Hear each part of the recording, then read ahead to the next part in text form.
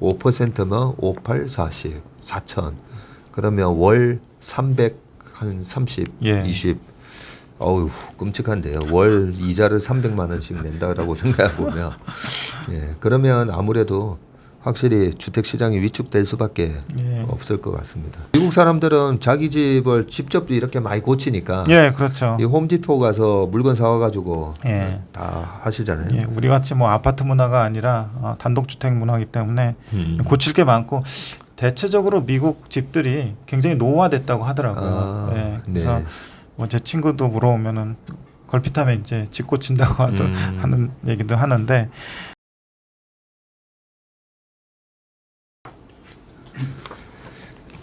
네, 최일욱 상무가 풀어주는 미국 시장 이야기 채플미 8월 19일 금요일 순서입니다.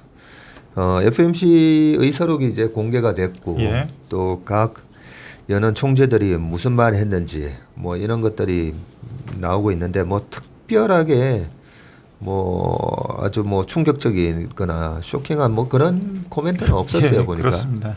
네. 좀 각자 그냥 엇갈리는 자기 의견 정도 얘기하는 거고요. 네. 뭐 그거보다는 시장은 기업들의 좀 차별화된 실적 그리고 그거에 맞물려서 좀 매크로 환경이 잘 들어맞는 그런 기업들을 좀 찾으려고 하는 것 같아요. 예. 그 여전히 뭐 그냥 좀 교과서적인 얘기. 인플레가 지속되는 동안은 계속 뭐 금리 인상을 해야 된다. 뭐 그 정도 얘기였었고 실제로 CME 페드 와치는 지금 9월 달에 50bp 올릴 확률을 거의 60% 정도 보고 있으니까 예. 뭐 이번에 9월 달에 50bp 그리고 11월 달에 있죠. 또 11월 초 11월 2일인가 그때 25bp 하고 12월 달에는 뭐 안 올릴 수도 있다. 뭐 이런 얘기까지도 이제 나오면서 금리 공포에 대해서는 이제 어느 정도 시장이 조금 자유로워지는 그런 느낌이고 그러다 보니까 주가도 올라오고 어제는 이제 유가도 다시 좀 반등이 들어왔어요. 예, 그렇습니다. 예. 유가 같은 경우에도 다시 90불 회복하는 모습이었고 그러다 보니까 그동안에 좀 빠졌던 에너지 주식들이 반등이 들어오고 예. 네.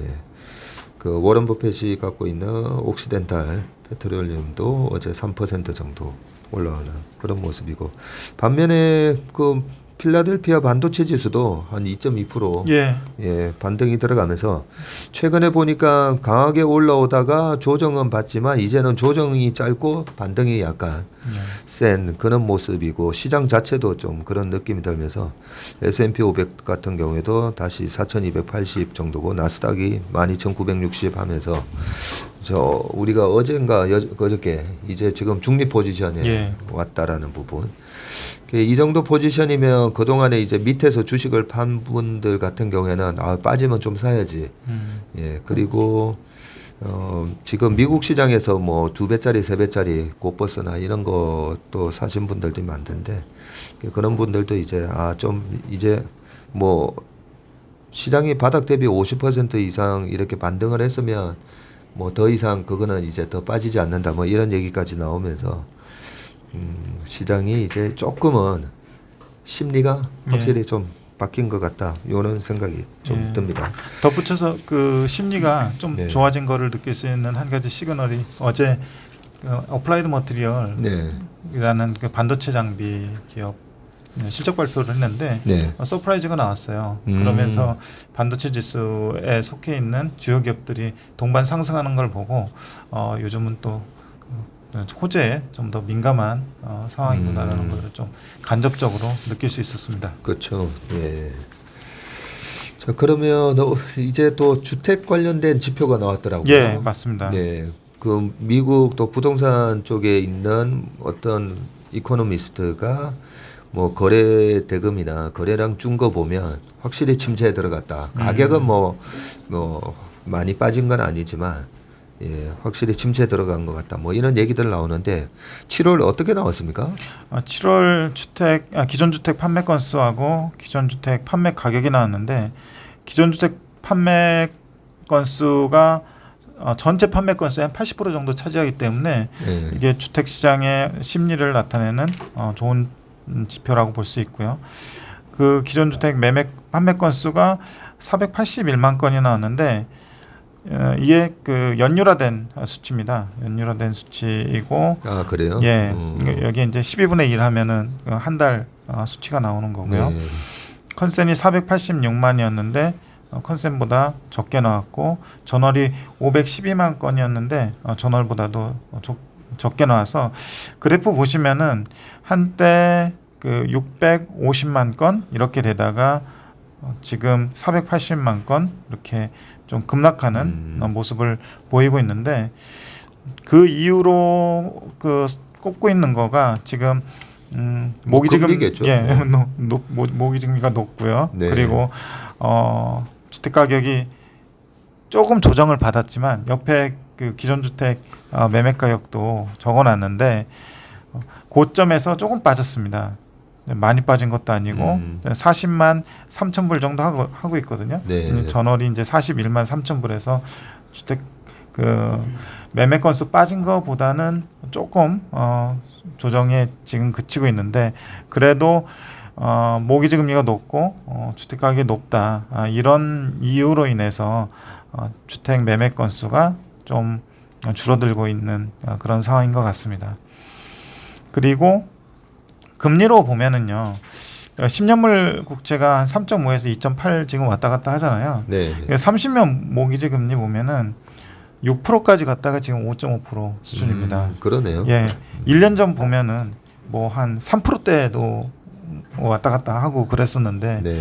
체감적으로 보면 1년 전이랑 비교해서 굉장히 높은 금리라고 좀 금리 수준 자체가 높아서 지금 그 매수세가 좀 주춤한 거 아닌가 이런 판단들을 하고 있는 것 같습니다. 그래서 금리가 뭐 여기서 치고 올라가지 못하고 조금 더 빠지면은 주택 매매 건수에는 조금 더 도움이 될 거고 주택 매매 가격은 크게 많이 빠질 것 같진 않아요. 왜냐하면 지금 수급으로 봤을 때 여전히 공급 사이드에서 물량이 좀 부족하다는 그 뉴스들이 좀 나오고 있고요. 그리고 뭐 팔려고 내놓은 매물도 그렇게 많지 않다고 합니다. 그래서 매매 건수는 많이 빠지는 가운데 주택 매매 가격은 조금 조정을 받고 있고 전반적으로 약간 쿨링 다운하고 있는 그런 상황이라고 보는데 이게 주택 매매 시장 전체 주택 시장이 이제 뭐 본격적인 추세 하락으로 들어갔다 이렇게 말하기는 좀 어려운 것 같아요. 예. 기존 주택 매매 가격이 41만 불 이러니까 좀 싸 보이네요. 이게 중간 가격이고요. 네. 전체 그 미국의 매매 가격 자체를 그 집계한 수치이기 때문에 그렇고 우리가 많이 보는 케이스 실러 뭐 네. 10대, 20대 도시에서 주요 나오는 도시. 그 주요 도시 나오는 그런 지표는 조금 시차가 더 있는데 그런 지표하고는 조금 차이가 있죠. 야, 그러겠네요. 예. 30년 모기지 금리를 이용해 가지고 보통 미국 사람들은 한 80% 예, 그렇습니다. 그렇죠. 대출을 모기지를 통해서 집을 사게 되는데 80% 집값의 한 80%다 보니까 그러면 10억짜리 집을 샀을 때 8억을 대출하게 되고 8억에 대한 금리가 3%일 때라는 거죠. 예. 5%일 때라 예. 그 되게 부담이 많이 갈 거예요. 예. 예. 그러면 8억이 3%면 38이 24 해가지고 1년에 2,400만 원인 거죠. 예. 근데 5%면 58, 40, 4천. 그러면 월 300, 한 30, 예. 20. 어우, 끔찍한데요. 월 이자를 300만 원씩 낸다라고 생각해 보면. 예. 그러면 아무래도 확실히 주택 시장이 위축될 수밖에 예. 없을 것 같습니다.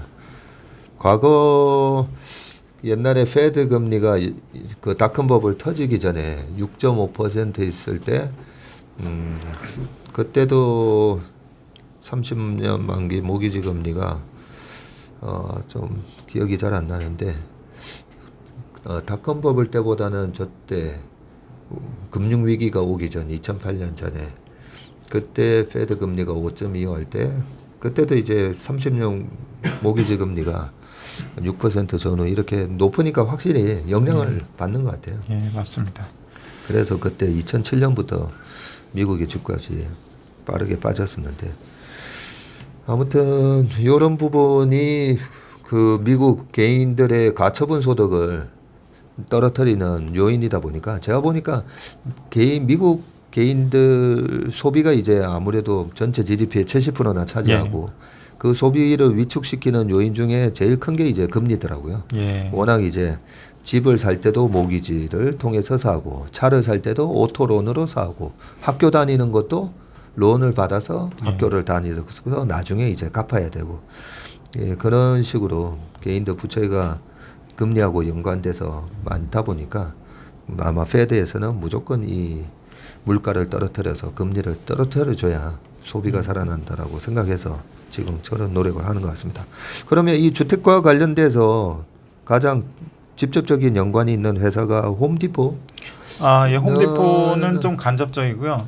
DR 홀튼 DR 홀튼 같은 주택건설업자인데 직접적이고 직접적이고요. 홈디포는 그 우리식으로 말하는 DIY, do it yourself. 그러니까 집에 관한 한 뭐 자기가 할 수 있는 거를 제공 그 툴이나 장비들을 제공하는 그런 유통업자라고 보시면 될 것 같고요. 네. 미국 사람들은 자기 집을 직접 이렇게 많이 고치니까 예, 그렇죠. 이 홈디포 가서 물건 사와가지고 예. 다 하시잖아요. 예, 우리 같이 뭐 아파트 문화가 아니라 단독주택 문화이기 때문에 고칠 게 많고 대체적으로 미국 집들이 굉장히 노후화됐다고 하더라고요. 예, 그래서 뭐 제 친구도 물어보면은 걸핏하면 이제 집 고친다고 하는 얘기도 하는데 그만큼 이제 그런 문화들이 대중화돼 있기 때문에 이 홈디포가 미국에서의 사업 비율이 한 90%고 나머지 10%인데 미국에서 독보적인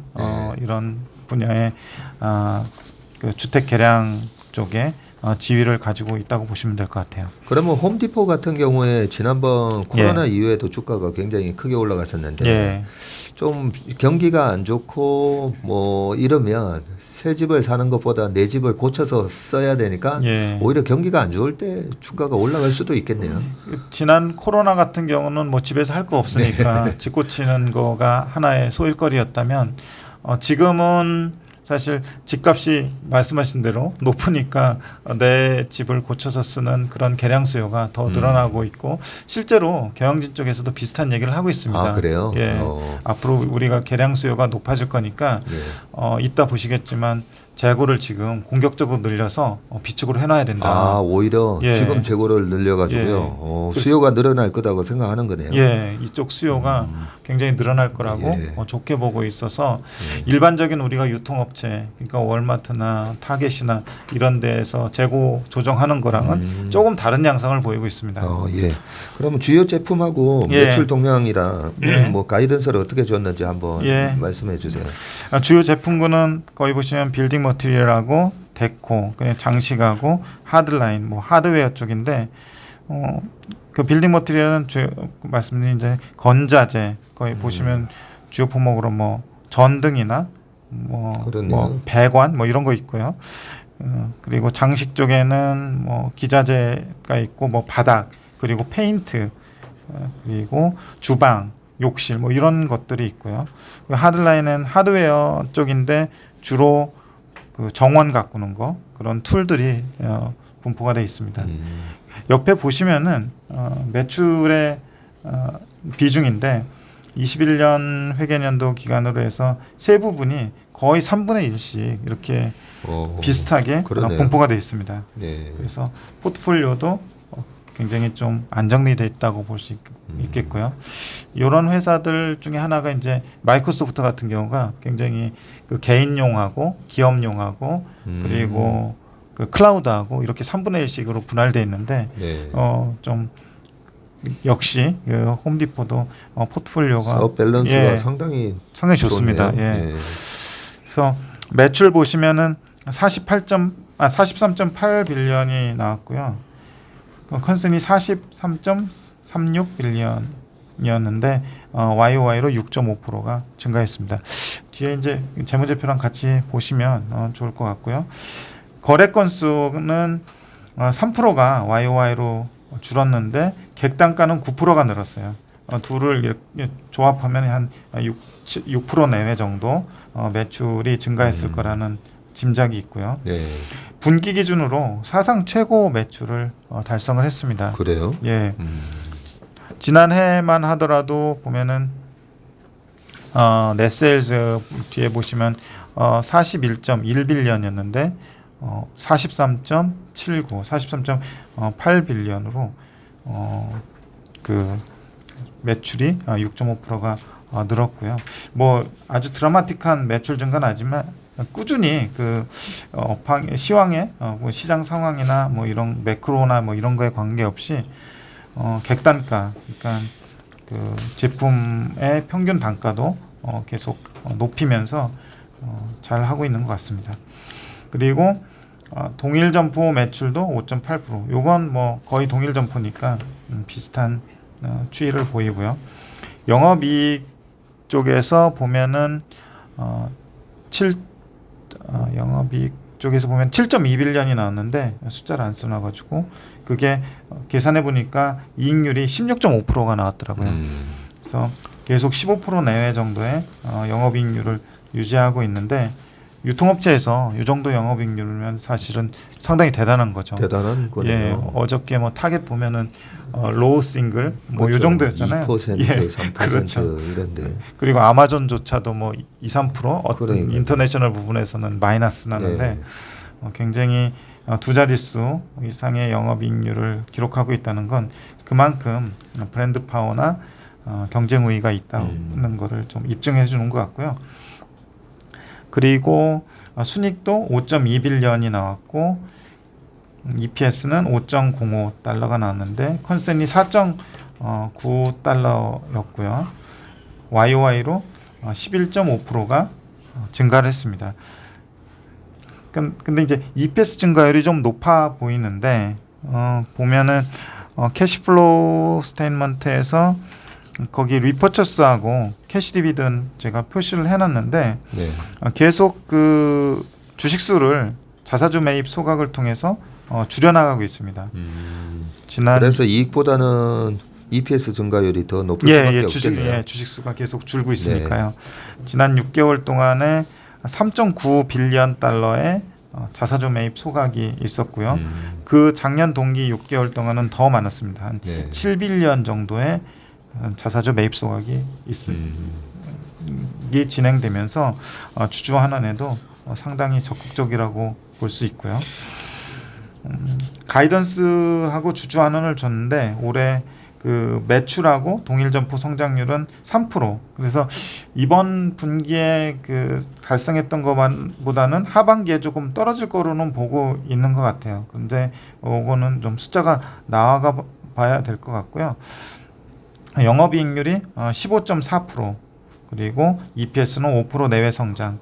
그래서 이번 분기에 그 EPS 성장이 11.5%로 YOY로 늘었는데 아마 제가 볼 땐 YOY 성장이 좀 둔화되는 건 베이스가 높은 그런 탓도 좀 있지 않은가 싶습니다. 그래서 배당하고 자사주 매입을 지속하고 있는데 6개월 동안에 거기 재무제표에 표시해 놓은 것에 따르면은 배당을 3.9빌리언하고 자사주 매입을 4빌리언을 했어요. 그래서 두 개 합치면 6개월 동안에 8빌리언의 그 주주 환원을 했는데 이번 분기 순이익이 5.2빌리언이잖아요. 그러면 대충 한 80%를 주주 환원에 그 단순 계산해서 쓰고 있다는 거죠. 대단하네요. 그래서 투자하지 않으면 무조건 환원한다. 이런 거가 아주 마인드셋으로 강하게 박혀 있는 것 같습니다. 그리고 시사점으로 제가 좀 전에 말씀드렸듯이 재고 쪽 보시면은요, 재무상태표에서 머천다이즈 인벤토리에서 상품 재고 쪽을 보시면 작년에 18.9빌리언이었어요. 근데 이번에 26빌리언으로 굉장히 크게 늘었어요. 이 뭐 한 30% 이상 뒤에 재고 자산하고 재고 자산 증가율을 이렇게 보시면은 계속 늘어나는 추세예요. 계속 늘어나는 추세인데 경영진에서 밝히는 것도 그렇고 약간 뭐 시장에서 좀 보는 것도 그렇고 종합해서 말씀드리면은 미국 주택시장 지표는 앞에 보셨듯이 기존 주택 매매 건수도 그렇고 가격도 그렇고 조금씩 쿨링다운 되는 상황이잖아요. 그런데 그럼에도 불구하고 주택 개량 수요는 계속 견조하다라는 입장을 회사 측에서는 견지를 하고 있습니다. 그래서 공격적으로 이 전방 수요에 대응하기 위해서 재고 자산을 늘려야 된다라는 전략으로 좀 가고 있고요.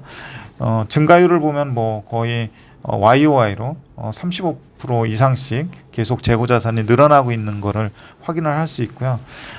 다만 그 다음 분기에 추정을 해놓은 거 보니까 한 YOY로 10% 정도로 줄어들긴 하더라고요. 네. 그래서 이미 재고를 충분히 확보해놓은 리스타킹 상태라고 볼 수 있고요. 그리고 증가율도 37.97%로 이번 분기에 굉장히 높은 재고 축적을 해놨습니다. 그만큼 이제 회사가 전방 수요에 대한 자신감이 있다는 거를 입증하는 증거라고 볼 수 있을 것 같고요. 그래서 이렇게 늘려도 되나 생각을 해서 과거에 이 회사의 분기별 재고자산 회전율하고 평균 재고 보유일수를 한번 계산을 해봤어요. 그래서 재고자산 회전율은 높으면 높을수록 좋잖아요. 근데 전전 분기에 좀 바닥을 치고 올라오는 상황이고요. 그 얘기는 이제 쌓아놓은 재고를 그만큼 빨리 소진하고 있다.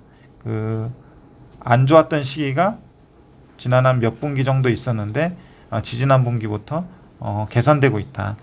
이런 느낌이 좀 들고요.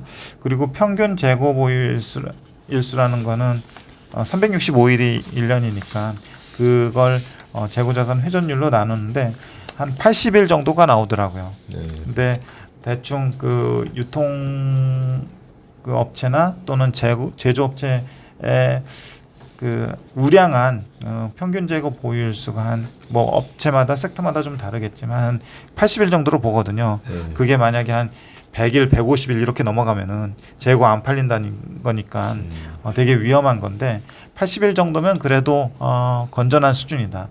우량한 수준이라고 이렇게 판단을 할 수 있을 것 같아요. 그래서 이 회사가 지금 다른 유통업체와 달리 재고를 적극적으로 늘리는 거에 대해서 앞으로 이제 숫자와 시장이 판단해 주겠지만 이런 지표들로 봤을 때 방향성은 좀 맞는 것 같다라고 일단 판단을 했습니다.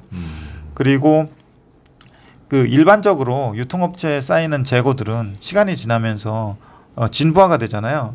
그래서 진부화되면은 재고 평가 충당금도 잡고 또 손상차손도 잡으면서 원가에 부담이 되는데 얘네들이 하는 그 주택 개량에 쓰이는 물건들은 진부화 가능성이 그런 일반 유통업체들보다 적다고 하더라고요. 그래서 이 업의 특성상 주택 재량 제품은 재고 진부화가 잘 일어나지 않는다는 점, 그리고 일반 유통점과 달리 할인 리스크가 없다는 점. 왜 요즘 보면은 그 타겟 같은데 할인해서 재고 조정을 막 하면서 원가 부담이 느껴지고 원가 부담이 일어나고 있고 마진도 줄어드는데 여기는 할인 리스크가 크게 없다고 알려져 있습니다. 그리고 경기 민감도가 상대적으로 낮다는 점. 아까 전무님이 말씀하셨듯이 그 경기가 안 좋으나 경기가 좋으나 그다지 경기를 타지 않는다는 점. 이런 점을 감안할 때 이 회사가 재고를 이렇게 공격적으로 축적하는 거에 대해서 그렇게 우려할 만한 사안은 아니지 않은가. 이 정도로 좀 판단을 했고요. 최근에 그 주가하고 밸류에이션 보면은 주가는 연초 대비 그 평균적으로 뭐 한 20% 정도 다른 기업들도 빠지듯이 20% 정도 빠졌다가 최근에 좀 올라오는 그런 상황이고요. 최근 5년 주가는 뭐 한 117% 정도 상승을 했습니다. 그리고 그 최근 주가 하락으로 인해서 PR 밴드의 하단 정도에 위치를 하고 있는데 이 회사가 대체로 한 19배 정도가 하단이고 27배, 28배 정도가 상단이었더라고요. 그런데 최근 주가 하락으로 인해서 19배 수준에서 지금 거래되고 있는데 하단 정도에 거래되고 있어서 그렇게 뭐 가격은 가격적으로 비싸 보이지는 않는다는 점에 있어서는 그냥 배당도 꾸준히 하고 자사주 매입도 꾸준히 하고 이익 성장도 연한 뭐 10% 내외라고 한다면은 대충 그 S&P 500이 한 연간 7% 오르고 배당 한 1.5% 하면은 S&P 500 이상은 하지 않겠는가. 네. 보유하면은 다만 이제 얼마나 싸게 사느냐에 따라서 업사이드 포텐셜이 정해질 텐데 지금은 PER 밴드 하단 수준에 있기 때문에 그렇게 가격 부담도 크지 않다. 이렇게 좀 볼 수 있을 것 같아요. 네. 홈디포가 다우 30 종목인가요? 다우에도 들어가고요. 그렇죠. S&P 500에도 들어갑니다. 네. 미국을 대표하는 기업인데 영업이익률이 15%가 넘는 그런 회사고 주주 환원율이 거의 80%. 예. 예, 그렇게 되고 그리고 홈디포에서 파는 그런 제품들이 영업이익률이 뭐 15% 이상 나온다는 말은 예. 뭐 소비자들한테 확실하게 어떤 제품에 대한 충성도 예. 그런 걸 이제 갖고 있다고 볼 수가 있고 브랜드에 대한 예. 그렇죠. 그리고 신뢰 뭐 이런 것들이 굉장히 뛰어난 회사라고 볼 수가 있는데 이 제품군별 매출도 굉장히 안정적으로 마치 우리가 그 삼각대 예. 스리파드라고 하는 그 삼각대처럼 예. 예, 한쪽에 치우쳐져 있지 않고 매출 비중도 상당히 안정적이고 그리고 제가 보니까 코로나 때 한 150불까지 빠졌다가 예. 지금 420불 고점 치고 주가가 264불까지 빠졌었는데 예. 이 264불까지 빠졌는데 지난번 코로나 때처럼 코로나 때가 18배 정도 갔었는데 예. 이번에도 딱 18배 정도 찍고 딱 올라오네요. 예, 그렇습니다. 예. 그러면 주가는 150불에서 이번 저점이 264로 해서 지난 저점까지 빠지는 거 아니냐 뭐 이렇게 주가만 보면 그럴 수가 있는데 이 PER 밴드를 보니까 이번에도 굉장히 좋은 매수 타이밍이었다라는 걸 또 알 수가 있네요. 이 PR 밴드도 이익이 계속 늘어나면 계속 올라가잖아요. 네. 예, 사실 그래서 그 가격이 높다고 하더라도 이익이 그만큼 세게 성장을 하면은 PR 밴드도 굉장히 안정적으로 우상향하는 예. 그런 모습을 볼 수 있을 것 같아요. 네. 그리고 또 하나 보면서 이 회사에 대해서 약간 퀀트 베이스로 한번 모델을 만들어 봐야 되겠다 싶었던 게 이 평균 재고 보유일수 있잖아요. 예. 이 보유일수가 70일을 넘어가기 시작하면서부터 주가가 꺾였던 것 같고요. 예. 그리고 이번에 90일 넘었다가 예. 지금 지금 90일에서 81일로 이제 꺾였잖아요. 예. 요게 다시 꺾이면서 주가가 반등이 예. 들어가는 그런 모습이라서 우리 최 상무님은 회사가 공격적으로 이제 재고를 확보를 하는 그런 개념으로는 말씀해 주셨지만 일반적으로 이제 투자자 입장에서는 예.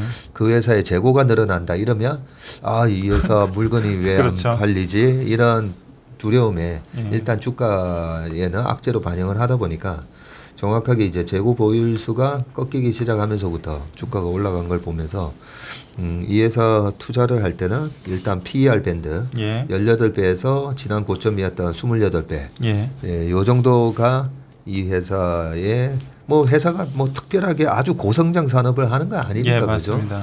예, 18배에서 28배 예. 요 밴드에서 투자를 하면 되겠다는 생각과 함께 언제 팔아야 되나는 부분은 평균 재고 보유 일수가 70을 넘어갔을 때부터 예. 좀 조심을 하면 되지 않나 이런 생각을 해봤습니다. 예. 네, 오늘 아주 좋은 기업 홈디포 저도 미국에 있을 때 여러 번 가봤지만 네, 기업에 대한 제대로 된 평가 분석을 못 해봤었는데 오늘 좋은 시간이었던 것 같습니다. 감사합니다. 예, 감사합니다.